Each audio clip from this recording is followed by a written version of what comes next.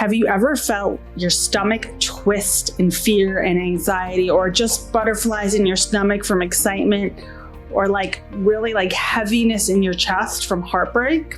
That is not a coincidence. That is consciousness communicating in the language of the body. In today's episode, we're going to explore how emotions are stored in our body, in our organs, at the cellular level, at the energetic level, and what we can do to heal it.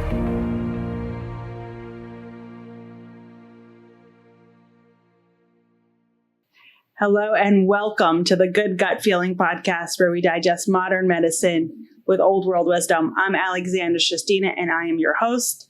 And I am so excited for today's topic because I have been doing this for years and it's literally the most powerful tool I have to heal. And in my long medical and healing education, I have learned a lot of tools.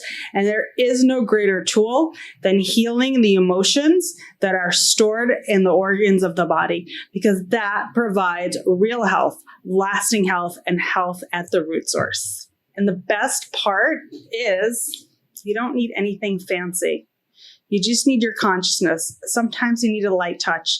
Sometimes you need just a little shift in your mindset. And sometimes you need a big shift in your mindset. But none of it requires technology or medicine or even supplements. Your brain doesn't just digest food. It digests emotions. And sometimes symptoms of the body are actually the body's language of processing emotions. So every time you have an experience, it leaves an energetic blueprint that is stored. And where it's stored depends on the emotion, because we have different types of energy channels and different organ systems that correspond to these energy channels, that correspond to these emotions. And there are storage houses for these emotions. And it's pretty amazing, because if you look at so many traditional models, whether it's traditional Chinese medicine that explains it pretty clearly, Ayurveda, Jewish mysticism, it's really across the board the same. So when you cry, when you tremble, when you have a physical emotional response, that is your body's way of expressing it. Now, let's say you don't. Let's say you have an experience that creates an emotion, but you choose not to express it. So does it just go away? So let's say something sad happens and then I just move on. No, it does get expressed and it goes deeper. And many of us have learned to bypass that and to kind of just move on and be strong and just kind of push through and continue with our life. But guess what? That makes an imprint, and that imprint goes deeper. The more we choose to ignore it, the deeper it gets imprinted. When we suppress the feeling, those emotions don't disappear. They just get settled in your liver, in your kidney, in your joints. And then a year later, a month later, a day later, we start feeling things and they manifest as pain. And we often judge it as bad. But it's not bad. Just the body's way of communicating, because that is how we get messages from our organs. That is how we get messages from our body. So we can choose to say, let me listen and let me fix this at the root cause by listening and dealing with what I need to deal with. Or we can do what many of us do, which is look for an external solution. And in the conventional medical world, that is a medication. But guess what? In the functional medicine world, that's often a supplement. And the supplement or the medication, yes, it can actually help. And changing our diet can help. But it doesn't deal with it at the root cause.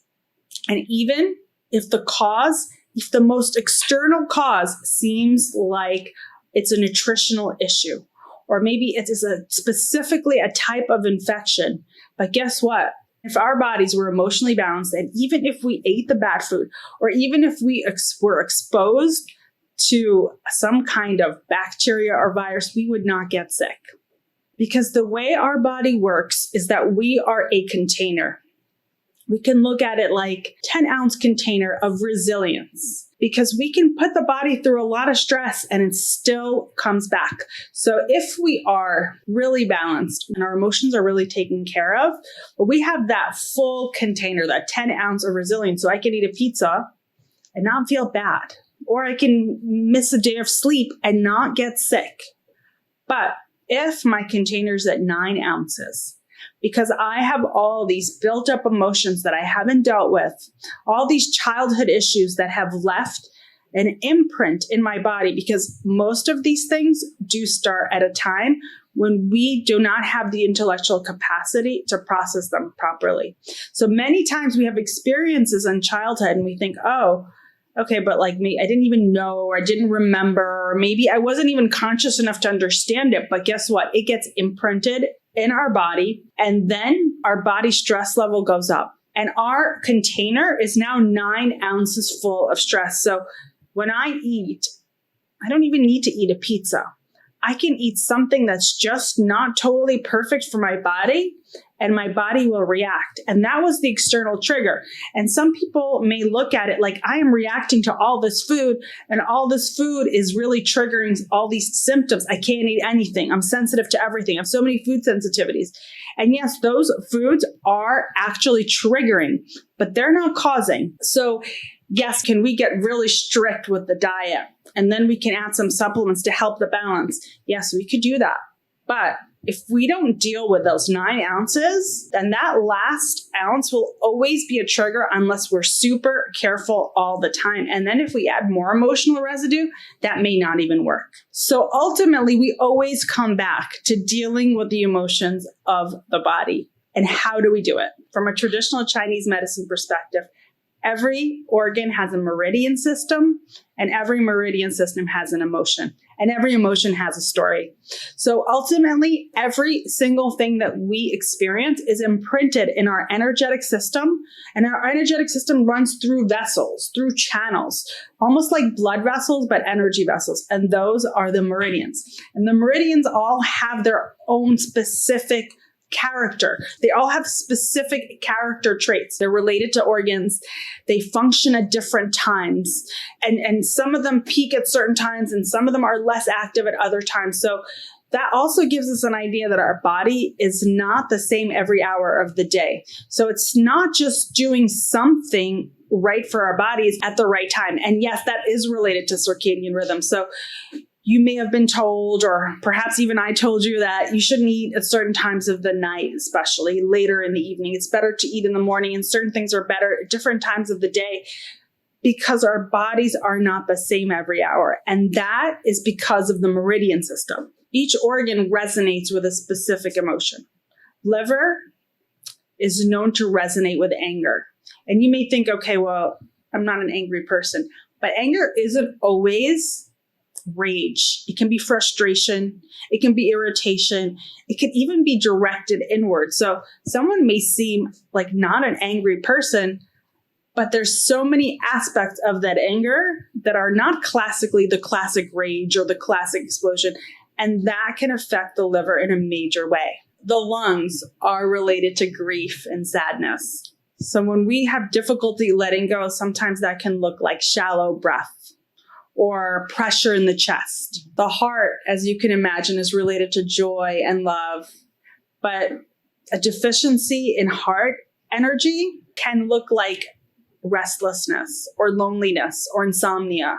The kidneys are related to fears, existential fears, fear of life and death, fear of getting sick. And interestingly enough, kidney energy from a Jewish mystical perspective is related to intuition. And when the kidneys are in their balanced state, it's not only that there's an absence of fear, it can go to a higher level of real intuition. So it's a sign.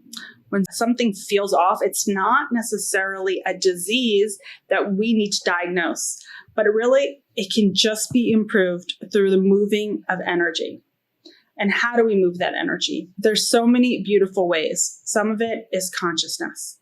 Some of it is energy healing. Some of it is just movement, conscious movement. So part of traditional Chinese medicine are movements like Qigong and Tai Chi and even other kinds of martial arts, where it's not like us going to the gym and getting our steps in or burning calories or lifting a certain number of weights. It's really conscious moving. And that moving helps move energy, and it helps remove stagnant energy. And there's certain movements that actually can help move the energy through the liver, and sometimes through the spleen, and sometimes through the heart. So movement, like anything else, when we attach a consciousness to it, It can be healing not only on the physical level and build muscle and give us strength and give us endurance, it can actually heal the organs of our body. In Ayurveda, emotions are chemical, energetic, and karmic, and they live inside your tissues. Another way of explaining the same thing. We store emotions in our organ systems differently based on our constitution type. And Ayurveda talks about constitution types, and they call it dosha, D-O-S-H-A. And dosha is made up of 5 elements: air, water, fire, earth, and ether. And each dosha holds emotions differently. The pitta type of constitution, which is related to water and fire, is like the passionate type. And when passion is out of balance, it can be anger. And anger is stored in the liver and gallbladder. So in traditional Chinese medicine, the liver is the source of anger and gallbladder is the source of bitterness. 2 very related organs, not just in proximity, but in how they process emotions. In Ayurveda, the vata type, or the air or the ether type, they're more intuitive, but also prone to anxiety and fear. And according to Ayurveda, those types of emotions are stored in the colon and in the nervous system. The kapha type, which is earth and water, are nurturing, like the earth. But they can be prone to sadness and depression. And those emotions can be stored in the lungs and the sinuses. Ayurveda also talks about a concept called samskara, where our body forms emotional residues, where our body stores residues and impressions of unprocessed emotions.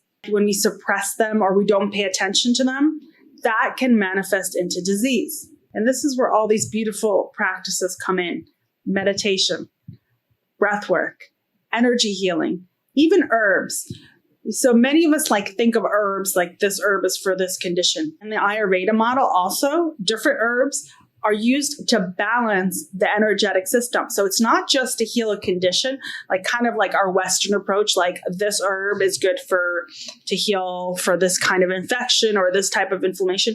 They're actually work on specific energetic meridians to create balance. Your organs remember. They hold emotions, and sometimes they just need a light touch to finally let go. Sometimes that's a physical touch. Sometimes it's not a physical touch. Sometimes it's just consciousness changing the way we're thinking, addressing the situation, and shifting from that mindset. But sometimes a physical touch can help. And there are amazing techniques that can be used to really address this in a targeted way. Visceral manipulation is an osteopathic technique that actually is a light touch that helps mobilize the organs. And I do this a lot, and it doesn't hurt. It's very light. And I've had many, many people cry on my table. They can't understand why they're crying even. Sometimes I'm not saying anything. I'm just touching their body, but I'm touching it with the intention of release. And sometimes they really get it. And sometimes they even have thoughts, and they're processing emotions, and they have visions because their emotions are stored deeply in those organs. This process was developed by an osteopath, and it's called somatic emotional release, which is deeply tied into visceral manipulation. Just a light touch with the right consciousness can release emotions that have been stored so deep that the person doesn't even know what is the cause. Sometimes the person was never even conscious of the cause because maybe it happened at a very young age. Or sometimes our conscious self blocks things out. Sometimes when things are so painful, many times we don't remember them because our conscious self can't process it, but it doesn't go away. It goes deeper and it sits on our emotions. And sometimes a light touch is really all you need. Recently, I've been learning Qigong and Tai Chi. And you know what's amazing? And also yoga has this component, is that movement is not just exercise. Movement is healing for both emotions and the physical body. And we have taken that part out of our general exercise practice in the Western world where we just kind of lift or we do Pilates. And those are amazing physical practices, but there's so much more that we can integrate. And the breath coordinated with movement can really release. First of all, the breath in and of itself, breath work, is so incredibly powerful. any type of conscious process involves the breath, right? Before you meditate, you kind of stabilize your breathing. Even some meditations are related to breathing. Yoga, Qigong, Tai Chi, martial arts, so many things are related to the breath. When we are anxious, we kind of have like a shallow breathing. And then when we want to relax or when we're tired, we yawn related to the breath. The breath is a very, very vital part of healing. If you think about it, it's actually the only bodily function that can both be completely conscious and completely subconscious. So if you think about it, most of the time you're not thinking about your breath, right? But you're still breathing. So it's not like you're consciously breathing, you're unconsciously breathing. It's not like you're lifting your arm or walking where you consciously know you're doing it. Most of the time it's just happening. But if I tell you, take 5 deep breaths, you can do it. If I tell you, hold your breath for 20 seconds, you can do it. So your conscious mind can override the unconscious. But if I tell you, hold your breath for an hour, you probably can't do it. And this is the only system that is so completely integrated with both conscious and unconscious processes that it allows our consciousness to access our subconscious mind in a way that no other process can. This is why breathwork is such an integral part of so many systems. And when we tie breathwork to movement, that movement is so much more powerful and can deliver so many more results than just muscle strength, weight loss, or any of the physical benefits of exercise. When you really start to listen to your organs, you hear the voice of your subconscious emotions, of your soul. Your body doesn't speak in words. It speaks in sensations, rhythms, and sometimes symptoms. And when we try to take these symptoms and fight them, and sometimes we fight them with medications, and sometimes we fight them with surgeries. And these days, we've been fighting them with supplements in the functional medicine world. And none of those things are bad. And there is a role for all that, as long as we see it as truly supplementary. Because the real healing comes in when we start listening to our emotions, addressing them at their root cause, and then the rest is just commentary. Healing is not just about removing pain. Most people are looking for a solution because they have a physical pain, a dysfunction, something that's bothering them. But that's not real healing. Real healing is allowing the energy to flow, to move, and to release emotional stories. And then we can truly heal, not just from those symptoms. And so many times people tell me, okay, they've come to me because their digestion is off, because that is what I do. But their anxiety gets better. Their menstrual cycles get better. Their PMS gets better. Their relationships get better. They sleep better. Because when we truly heal at that level, it's not just one system. It's the whole body at a root cause. So next time your body speaks to you, whether it's through tightness, maybe pain, maybe symptoms, listen to it. It may not be the problem. It may be an invitation to restore your body to harmony and soul alignment. So thank you for listening. If you like what you've heard, please subscribe, turn on the notifications so you never miss an episode, and of course, share with a friend. We have a lot more on wholegut.com. Stay healthy, stay gutsy, and I look forward to seeing you all next week.